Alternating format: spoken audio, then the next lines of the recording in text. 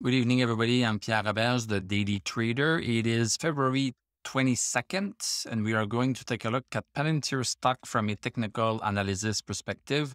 My goal in doing these videos is to help you understand how you can use technical analysis to make better trading and investing decisions. But I am not a financial advisor, so please do your own research and make your own decisions. So Palantir down 54 cents, 4.9% at 10.48. Post-market, we are up 2 cents. So the drop is continuing. A little bit less volume than the past 2 days, but still very significant volume compared to the average. So on average, so today we had a volume of 104 million shares sold.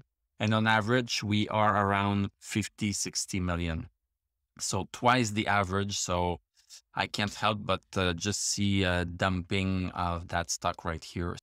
I hope you don't hold that stock too much. We are almost reaching the support of the channel. So that might give us a little bit of a break. So we might be seeing a little bit of a bounce here.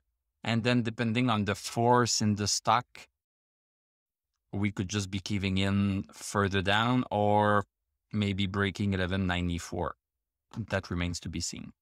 Let's go see the 1 hour chart. So the first hour of the day was nice. Yes, it opened lower, but then it tried to rally up, but then it could not break 1103. Look at this.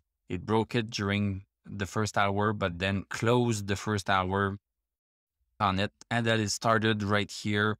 Big red candle, pretty much like Tesla, pretty much the same pattern as Tesla. Then a little bit of sideways action for 3 hours, and then we came back up, and now we have a pullback.